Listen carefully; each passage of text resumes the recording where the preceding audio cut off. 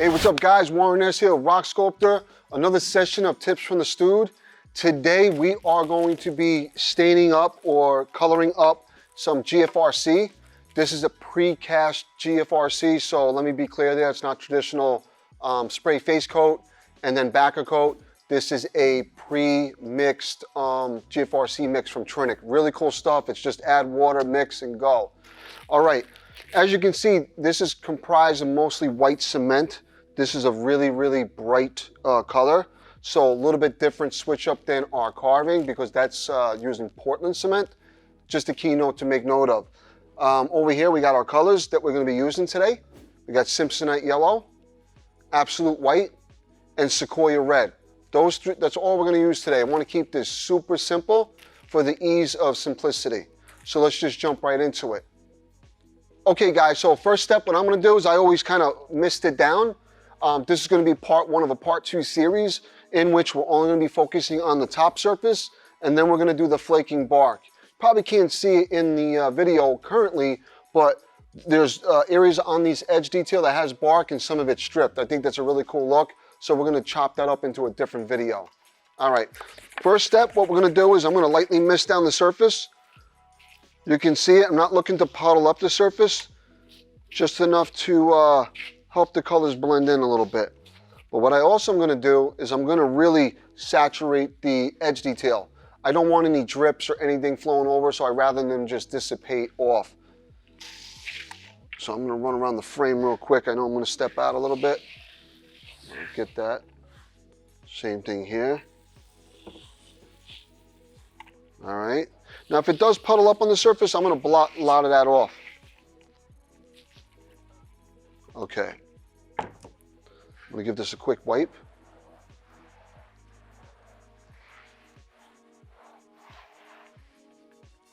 All right, now that that's drying a little bit, I'm gonna go ahead and take this time to mix up the colors. So we got absolute white, Simpsonite yellow right here. I'm gonna take a container and I'll mix it fresh. So I'm gonna start with my yellow. And, you know, just so you know, the color scheme that we're going for is a Redwood look. Now, those looks vary. That color tone varies quite a bit, so you don't have to be ultra technical. You notice I'm just kind of winging it. I do have a lot of experience, but I would encourage you guys to kind of step out that zone of, you know, measuring right down to the T. You're going to get more of an organic look inherently just by mixing and matching the colors. All right, guys, real quick, if you guys can take a quick second, hit the like button and subscribe. Super appreciate it, and we're gonna keep delivering content like this. Add some white. Now what the white does is it tones down the yellow a little bit. I don't want it so bright. All right, I'm gonna mix that up. Hopefully that camera's gathering that. You can see I dripped a little bit right here. That's the beauty about having that water. It'll just float right out. Okay, mix that up, and I'm going to roll with that. Now this color combo is new to me, meaning that I haven't done too many redwoods, so I think this is a great opportunity just to go wing on the fly, and let's see what we can get out of this, and most importantly, have fun with it. All right, I think it's still pretty nice and damp. I'm going to go ahead and crack open the chip brush. Okay. And the mixture I mixed up. Now I'm going straight. I didn't add any water to this. So let's just see how this reacts with this. You see, nice and bright right there, right?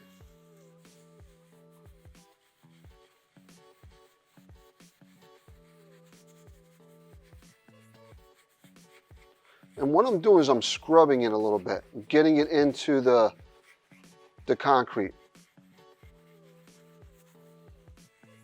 All I'm looking right now is to cover up the raw concrete with this base tone. And I'm going to add a little more water just to help loosen it up, make it flow a little more. Some people like to go straight. You can get all kinds of different looks and effects by varying the water on the surface, varying the water in your mixture, or going straight onto the surface dry. We did that training up in New York in which we were doing the crackle. We were taking some of that paleo black and going dry, and then while it's still wet, we were ragging it out. So as you know, these colors are very versatile in that sense, in which they need to be when creating, you know, rock and wood looks that are trying to shoot for maximum realism. All right, I'm gonna let that fade out a little bit. Now I'm gonna reload the brush.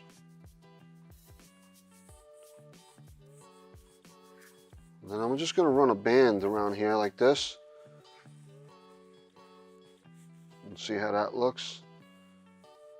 Nothing too crazy. I don't want to get too artistic. I want to leave it pretty simple to give you guys the confidence that you guys can do this. All right. Put a little more water on there. I'm going to reload. And I'm just going to put some streaks. So all I'm doing is I'm going east and west with my wrist motions, right? I'm not going anything like this. Even though it does occur in wood, but for now, for the sake of the video, let's keep it really simple. I'm just going east to west in that movement. A lot of times too, I'll cloud.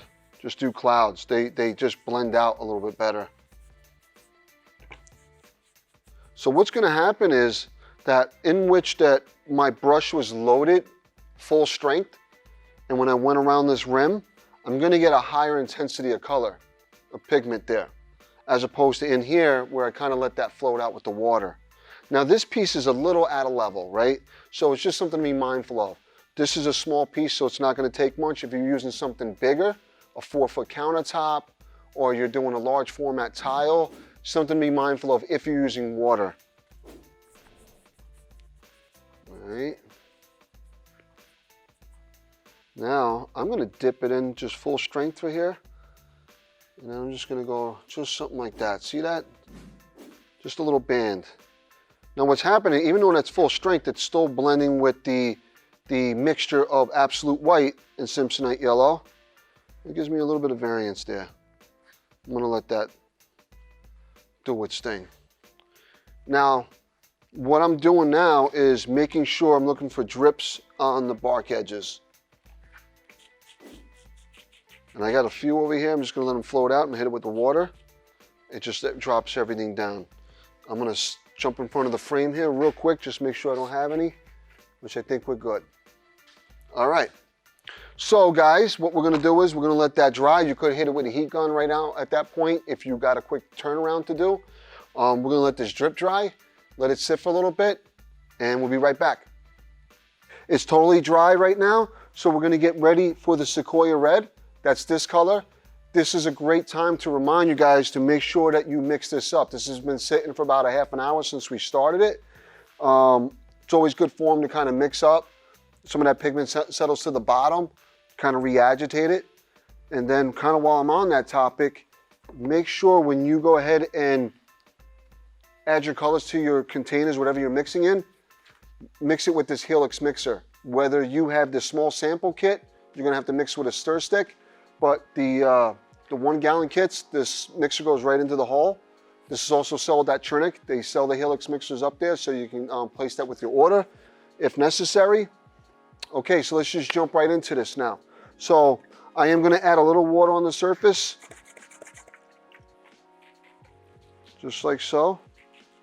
Not much. I am gonna wipe that. We'll blot it. Try to get that water, it's just trying to get out of that puddle. So I'm not gonna have too many droplets on there. Just like so. And if you do, it's not really a big deal. What's nice about wood, there's so many variants. And so if your colors are right on the point, and you follow this process, you're gonna be in a high success rate of nailing that realism. All right, so here we go. We'll take this red. Don't get too excited when I put this on, because it's gonna look, I'm gonna wipe off a little bit, see that? Now, if you were doing a piece of stamped concrete, you're not gonna wanna do the whole thing. You can, as long as you have water on there, just be mindful of the sun.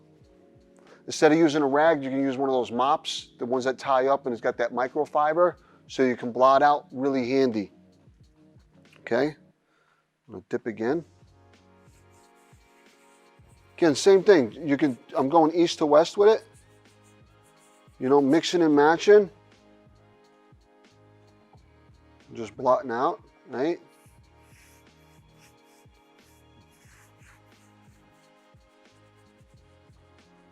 Just like so.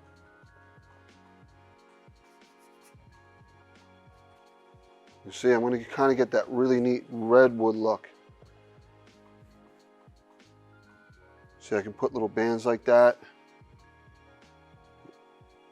What you don't want to do is connect something north to south and drag that eye all the way through.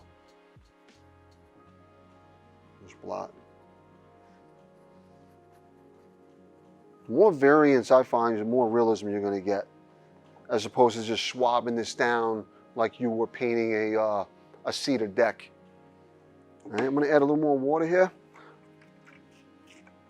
And if this was a project, I could probably knock this out with minimal water. But since you guys were putting the training wheels on a little bit here, I want to just use the water to show you, you can kind of grow into the look you want. Meaning that each layer will get a little more richer and darker. And as you've been following the other videos, we always work from light to dark when we're doing these looks.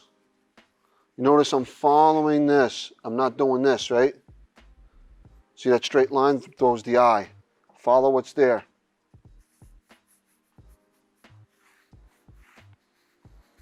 All right, something like that. Yeah, she's starting to turn nice and red now.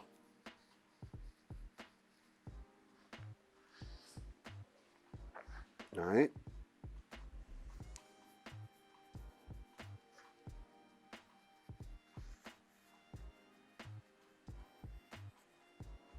Now, remember this band of color we put in right here?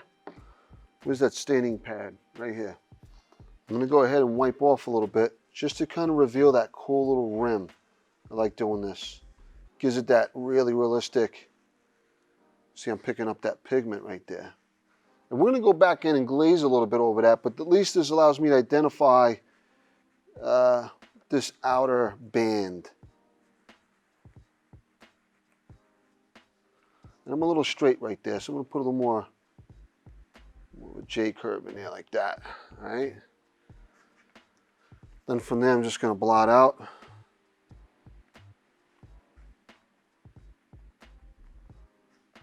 Just like so, right?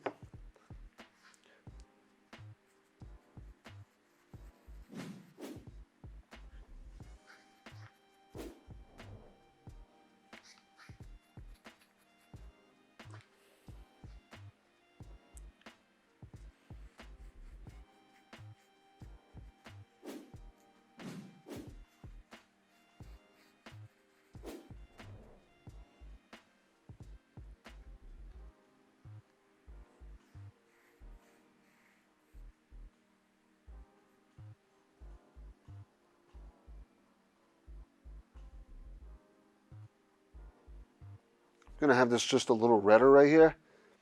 Again, with the same color, I can build it up a little bit. I can go semi-translucent, like some of this region over here. You can see that's making a really nice orange, okay? Especially if you're doing rock, if you're looking for that orange, check that out.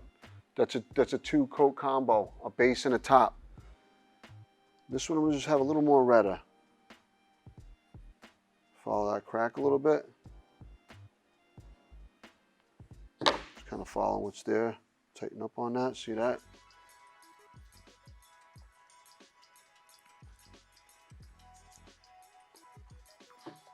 Now I'm just going to drag this right along that rim.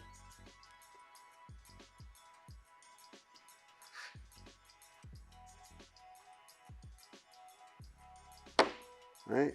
Then I'm going to fade from this side out. I'm not going to try to blot into the band.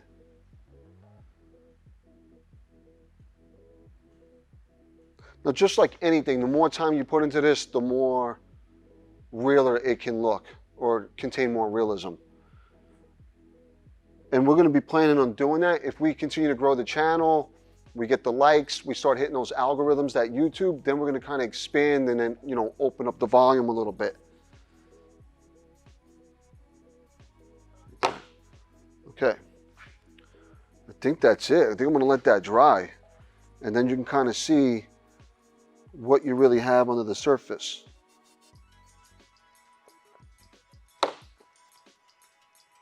All right, take a look at that.